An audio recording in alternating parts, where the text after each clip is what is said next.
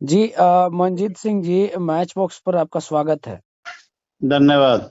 जी अभी राबड़ी देवी जी का बयान आया है कि जो अभी 3 विधायक बीजेपी में शामिल हुए हैं, 2 कांग्रेस के और 1 आरजेडी के, वो बोल रहे हैं कि 10-10 करोड़ दे के बीजेपी जो है वो विधायकों को तोड़ रही है, जिससे कि नीतीश कुमार जी को खतरा है, वो अपना संख्या बढ़ा रही है। इस पे आपकी क्या राय है? देखिए, राष्ट्रीय जनता दल को सत्ता जाने का गम है जी। और राष्ट्रीय जनता दल अब अनर्गल आरोप लगा रही है, अनर्गल प्रलाप कर रही है। जी। दूसरी महत्वपूर्ण बात है कि जिस दिन सदन में विश्वास मत था, उस जी। सदन में विश्वास मत के समय ही इनके 3 विधायक जो है जनता दल यू और एनडीए के साथ बैठे और उन्होंने इस बात का हम्म। जिक्र किया कि नीतीश कुमार के में हमारी आस्था है, नीतीश जी। कुमार के विकास में हमारी आस्था है और हम्म। नीतीश कुमार जी के नेतृत्व में हमारी आस्था है। जी। जहां आस्था की बात आ जाती है, विकास की बात आ जाती है, अगर हम्म। विधायक दूसरे दल को छोड़कर और नीतीश जी के इन विचारधारा के साथ जुड़ते हैं तो ये कहना गलत एक परंपरा की शुरुआत है। और जी। दूसरी जी। बात यह है कि जब विधायकों को मान सम्मान नहीं मिले, विधायकों की इज्जत नहीं मिले, जी। कोई राष्ट्रीय जनता दल में उनको किसी प्रकार का सम्मान प्राप्त नहीं हो रहा है जी। और उनकी गलत नीतियां के कारण ही लोग राष्ट्रीय जनता दल को छोड़कर कुछ लोग जनता दल यू, कुछ लोग बीजेपी अगर ज्वाइन कर रहे हैं तो राष्ट्रीय जनता दल को तो इस पर आत्ममंथन करना चाहिए, ना कि अनर्गल प्रलाप करनी चाहिए। तो क्या लगता है कि इससे आपकी पार्टियों को भी खतरा है, क्योंकि बीजेपी जिस प्रकार से संख्या बढ़ा रही है, तो क्या लगता है कि बीजेपी भी जदयू के विधायक को भी तोड़ सकती है? देखिए, राष्ट्रीय जनता दल पहले अपना चिंता करे, उनके जी। विधायक क्यों टूट रहे हैं। यहाँ जी। तो एनडीए है और एनडीए एकजुट है और भारतीय जनता पार्टी और जनता दल यूनाइटेड का गठबंधन आज से नहीं है। जी। एक लंबा वर्ष हो गए गठबंधन के। जी। ठीक है, हम लोग बीच में अलग हुए थे, लेकिन जहां तक एनडीए का सवाल है पूरा इंटैक्ट है जी। और बीजेपी जनता दल यू के साथ एक मजबूत गठबंधन की सरकार बनी है नीतीश कुमार जी के नेतृत्व में। जी। राज्य में ये चुनाव लड़ा जाएगा 25 में और देश के अंदर नरेंद्र भाई मोदी के नेतृत्व में चुनाव लड़ा जाएगा और ये गलतफहमी जो जनता के बीच राष्ट्रीय जनता दल पैदा कर रही है, राष्ट्रीय जनता दल को खुद चिंता करना चाहिए कि राष्ट्रीय जनता दल के कुनबे क्यों बिखर रहे हैं। जी। जी। अच्छा, एक राबड़ी देवी जी बोलती हैं कि जब गठबंधन टूटा था उस समय बीजेपी से, तो नीतीश कुमार हाथ जोड़कर मेरे पास आए थे और वो प्रार्थना कर रहे थे कि गलती हो गई, आप मेरे साथ आ जी। इस बयान को कैसे देखते हैं? राबड़ी देवी जी ये खुद बोल रही थी। अब राबड़ी देवी जी क्या बोलती हैं, क्या नहीं बोलती हैं, राबड़ी देवी जी को सब बिहार की जनता जानती है, जी। राष्ट्रीय जनता दल को सब लोग जानते हैं। जी। अब इसी तरह के ये लोग अनर्गल प्रलाप कर रहे हैं, करते रहे, इनको सत्ता से बाहर होने का गम है, इस जी। कारण इस तरह से ये राजनीतिक अनर्गल प्रलाप कर रहे हैं। जी। उससे हम लोग गंभीरता से राबड़ी देवी के बयान को नहीं लेते हैं। और देखिए अभी जैसे कि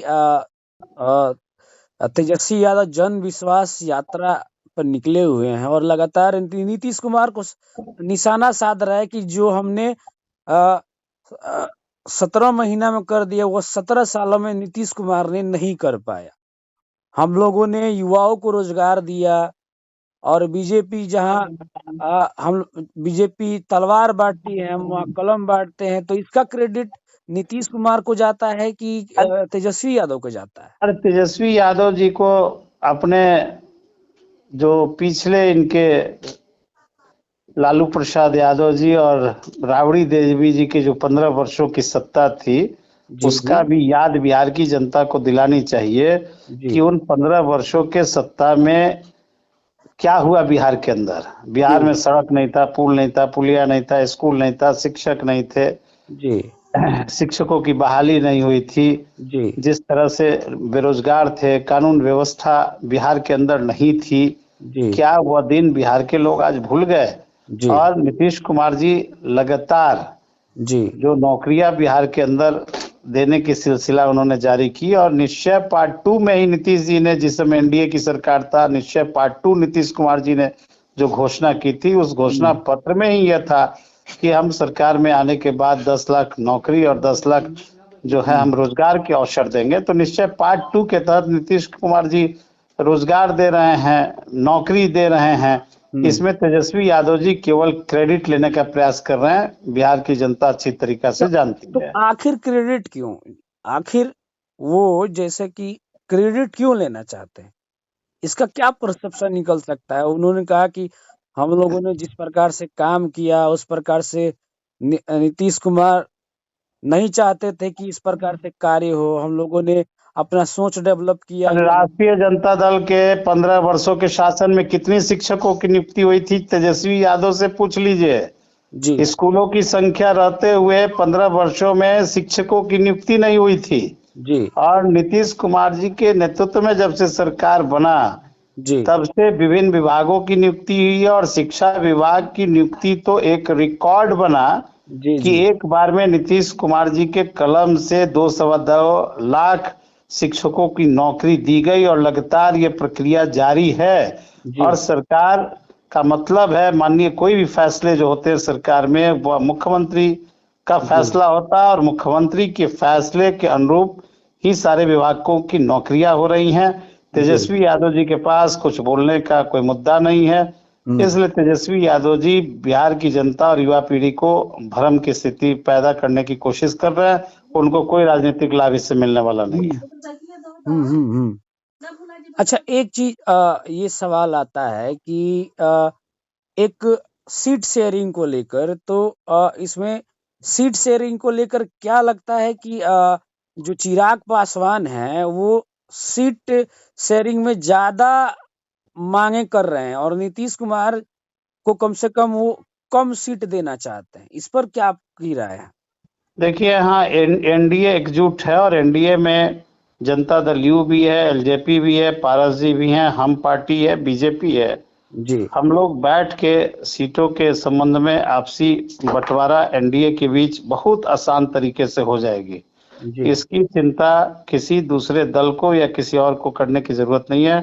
आने वाले दिनों में सीट शेयरिंग बिहार के अंदर अच्छे तरीके से होगा, और उसी सीट शेयरिंग के फॉर्मूले के आधार पर एनडीए बिहार में चुनाव लड़ेगी, और 40 का 40 सीट हम लोग जीतेंगे। जी तेजस्वी यादव का सिवान में दौरा था, तो उस समय सवाल पूछा गया कि हिना साहब क्यों नहीं आई, तो उनका एक जवाब था कि समय के साथ परिवर्तन जरूरी है। तो क्या आपको लगता है कि शहाबुद्दीन साहब आरजेडी को सींचने में उनका कोई योगदान नहीं रहा? देखिए, राष्ट्रीय जनता दल में शहाबुद्दीन साहब थे, हिना साहब राष्ट्रीय जनता दल में हैं, और राष्ट्रीय जनता दल के लोग ही इसका बेहतर जवाब दे सकते हैं। इस हिना साहब या शहाबुद्दीन साहब के बारे में दूसरे दल के लोग हैं, उस पर मैं क्या टिप्पणी करूं। जी चलिए, मंजीत जी आपने समय दिया मैच बॉक्स को। धन्यवाद। धन्यवाद।